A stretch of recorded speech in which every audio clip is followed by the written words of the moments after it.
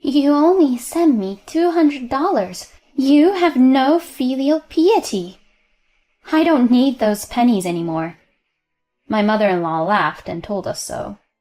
At this point, I heard something snap inside me. I see. I guess I'll stop then. Just think how much you benefited from us until now. My name is Jessica. I'm a 25-year-old office worker.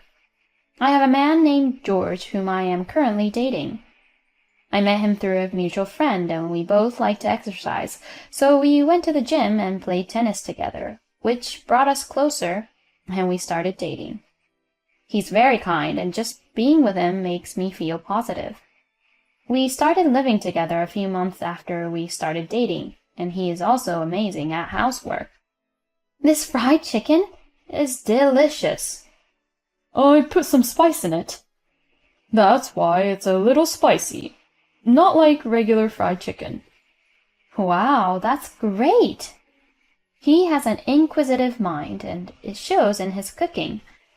We share the household chores, and we are each responsible for cooking in different days or the week, but he's clearly a better cook than I am. I wish you could cook every day. It really does taste like a restaurant. Thanks, but I like the food you cook too. You make a really good gratin. My mom's gratin is a little too salty. I see. My parents, too, their dishes are very flavorful. They use too much salt. That's right. On the other hand, some dishes are very light and tasteless, which my mom makes. It's hard to find the right amount of salt in cooking. We spent every day together, talking, eating, and relaxing. I knew that I would enjoy spending time with him for the rest of my life. And then one day, out of the blue, George proposed to me. Jessica, will you marry me? You are the only one I want to spend the rest of my life with. George. He pulled out a ring and showed it to me. I was so happy I cried. Yeah, of course, and accepted the proposal. I was really happy and experienced growth and happiness. My heart was filled with excitement at the thought of becoming the best couple we could ever be and building a warm home together. Then we reported our marriage to each other's parents. My parents loved George very much, and they got closer immediately. I also have a younger brother who is 5 years younger than me, and he also loves him. I always wanted a big brother, so I'm glad George is marrying my sister. They exchanged contact information and went to the batting center on their days off. So I was surprised at how quickly they got to know each other. And next, we went to meet his parents. George's parents live in a rural area, so we took a plane on our day off and headed to his hometown. I know it's rural compared to New York. But I think it's a nice place with clean air. Really? Thank you. I was enjoying the scenery of his hometown from the window while riding the train. Finally, we arrived at his parents' house, and as soon as I stood in front of the house, I started to get very nervous. Would I be okay? Would they like me? When I anxiously asked him that, he replied, Don't worry about it. My parents are very kind to all comers. He rang the doorbell, and his parents opened the front door and welcomed me. Oh my, you've come a long way. Nice to meet you. My name is Jessica. You are so pretty. We're the parents of George. Oh yes, please come up. We don't want to stand around and talk. Thank you. His parents greeted me very warmly. Do you want some tea cakes? Or do you want a drink? Tea cakes, please. You don't have to be shy at all. If you want, we might as well get steak delivered and start a party. Mom, Dad, you're a little too excited. It's still daytime, so let's just relax with tea cakes for now. Yes, let's do that. His parents were cheerful and very pleasant people, just like George. His father runs a small business and is well known in the area. However, he does not want to force his son to take over the business and says that George can live his life as he likes. So, George went to college in New York and then went straight to work for a company there. Still, I thought to myself, maybe someday he will follow in his father's footsteps. Then we will live in this area. It's very peaceful here, and as I said before, the air is clean. So it would not be bad to live here. Thanks to his parents, who were cheerful people, we had a very pleasant conversation. It was lunchtime, so we ended up having steak delivered and some delicious wine. His parents became even funnier with alcohol, and I laughed the whole time. We had such a good time that it was hard to believe I came here to say hello for the first time. A few weeks later, we had dinner at a hotel restaurant for a meeting of both families. Hi, we are George's father and mother. Nice to meet you. I'm Jessica's father and mother.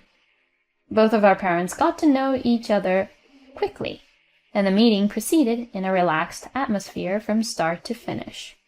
We then had a happy wedding. We invited many of each other's friends, colleagues, and relatives, and the big ceremony became a memory that will last a lifetime. My parents cried when they saw me in my wedding dress. George, please take good care of my daughter. Seeing my dad say that with tears in their eyes, I couldn't help but cry as well. Seeing us, my mother and George's parents also cried, but my brother was cheerful and said, Everyone, stop crying and smile, and took pictures of us. Later, I was shown a picture of that moment, and it was funny, because everyone's eyes and nose were red and tearful. Looking at it with George, we laughed. That's the best memory I have. Then George and I started our new married life as husband and wife. Since we were living together, there were no major changes in our lives, but it was still very exciting and fresh, just to be newlyweds. We were very happy, supporting each other. It really is true that the good times fly by, and we realized that 2 years had already passed since we got married. After 2 years, we were still in love as ever, but something sad happened to us. It was the death of my father-in-law. The cause was acute heart failure. My husband's mind went blank when he heard the news of his father's death.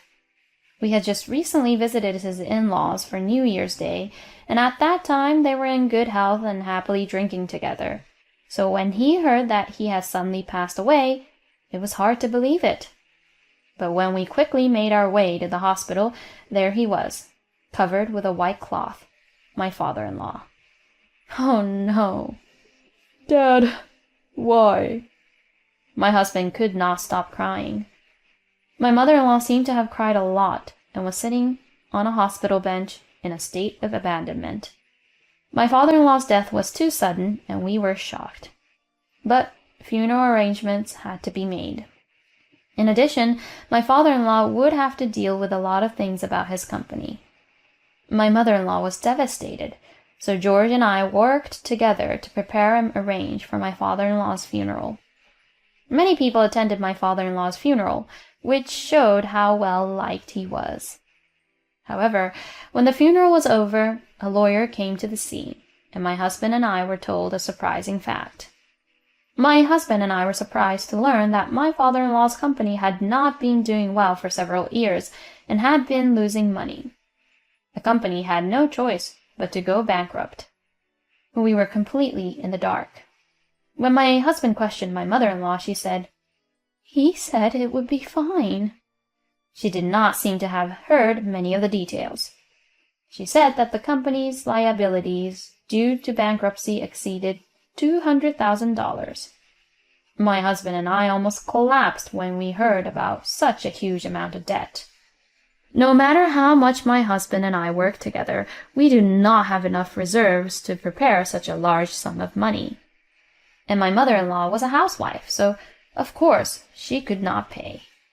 After thinking about what to do, my husband talked with my mother-in-law and decided to sell my parents-in-law's house first. The family-in-law's house was in a good state because it was bought when my father-in-law was the president of his company. And when we put it on the market, we were lucky enough to sell it for $200,000, the same amount as our debt. For the time being, we were relieved that our debt had been paid. However, we had to think about where my mother-in-law would live. My husband suggested that she come and live with us. My mother-in-law is afraid of New York and does not want to leave her hometown where she has lived for many years. If that is what my mother-in-law wants, we have no choice. So my husband decided to do as she requested and look for an apartment in the same area as my parents-in-law's house. We found an apartment that was just right for a single person to live in, so we decided to have her live there. Thank you so much, Jessica and George. I don't know what I would have done without you two. Mom, don't worry. Yes, we are a family, and you can always count on us if you need help.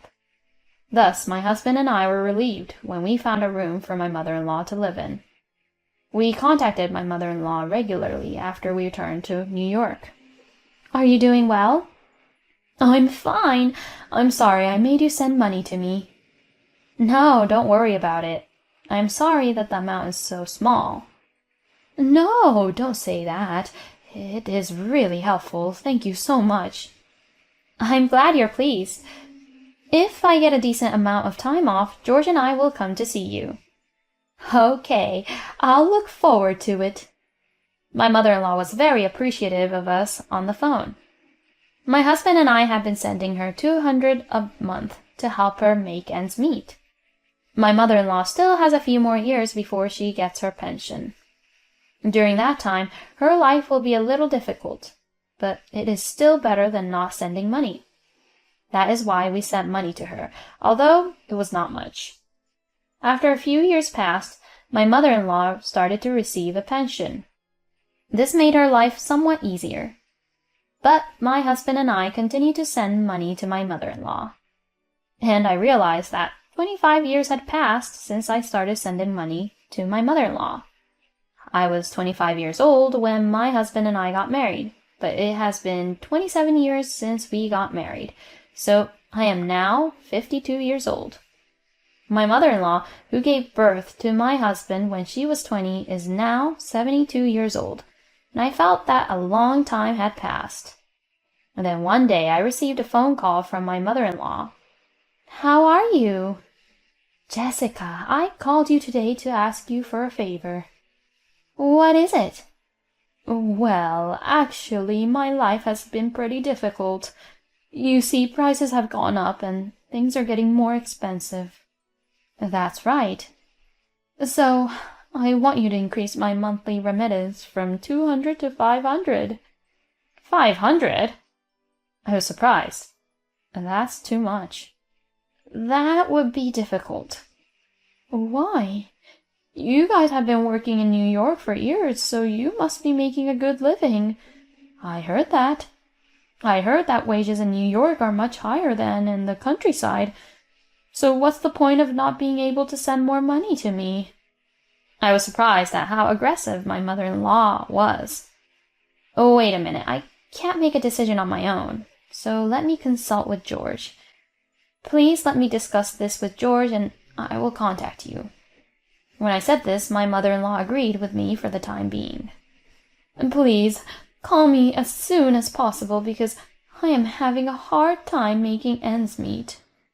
With that, my mother-in-law hung up the phone. I was perplexed and reported this to my husband when he came home from work that day. What? My mom said that? Yeah, she seemed a little different from the way she used to be.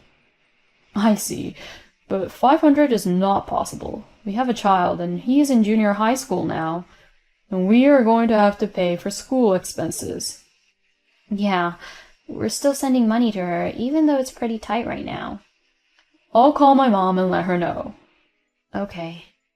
My husband called my mother-in-law and explained that it would be difficult to raise the amount of money we send her, but she became angry as if she had lost her mind.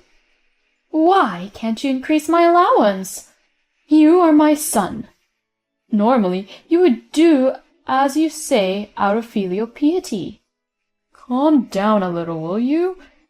You are the one who is not making calm decisions, are you? We're on the edge too.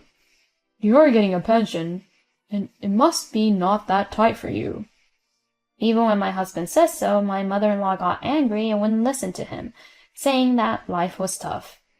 My husband was also upset by the change in my mother-in-law. But we did not raise the money we were sending her. Then my mother-in-law started calling me every day. The content was all about asking me to send more money. My mother-in-law called me a lot on my and my husband's phones, even during the daytime without thinking about our convenience. Even if I ignored the calls, I couldn't focus on my work because of the devil's phone calls. And whenever I answered the phone, she would always urge me to increase her remittances. When I refused to increase her remittances, she would call me and say that I was a bastard, and that I should just lay down and die. She also seemed to be making a lot of calls over our phone at home, and she even asked my son, who answered the phone, for the money. Both my husband and I were mentally exhausted by my mother-in-law's persistence. We had to do something about this as soon as possible. My husband and I decided to see my mother-in-law in person. We arrived at the station nearest the house where my mother-in-law lived, and we were suddenly accosted by an elderly woman about the same age as my mother-in-law. George, is that you? Hello, it's been a while. The woman who approached us was the mother of one of my husband's former classmates. They had been close family friends for a long time, and the classmate had come to our wedding. Are you coming home with your wife? Yes, I do. My husband answered while scratching his head. How peaceful it would have been if it was just a homecoming. As my husband laughed bitterly, the mother of the classmate looked a little grim. George, do you know about that? That your mother is a frequent visitor to the casino? We were surprised to hear the statement. According to the story, my mother-in-law goes to the casino every day, and she became so famous among the neighbors. Some of the neighbors have been even asked for money. Oh, no. We finally understood why my mother-in-law wanted money so badly. But we had no idea she was spending all that money on gambling. We immediately went to the apartment where my mother-in-law lived. What are you doing here? My mother-in-law was quite upset when we visited her. Mom, will you please stop calling us to ask for money?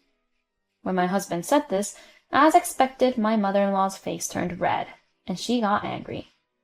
What are you talking about? You are my son. You and your wife owe me a good life.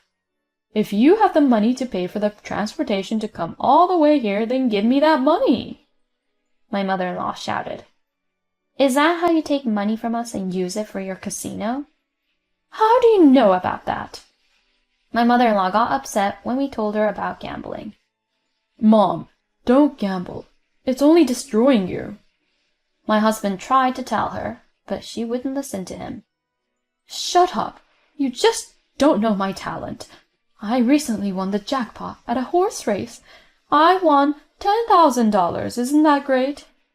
That's 50 times the 200 you guys sent me. In other words, I won the equivalent of about 4 years' worth of money in less than an hour. We were all dumbfounded. Mom, it's just a gamble. Shut up. Don't underestimate me. You guys send so little money that I have no choice but to increase it like this. You have no filial piety to send me only 200.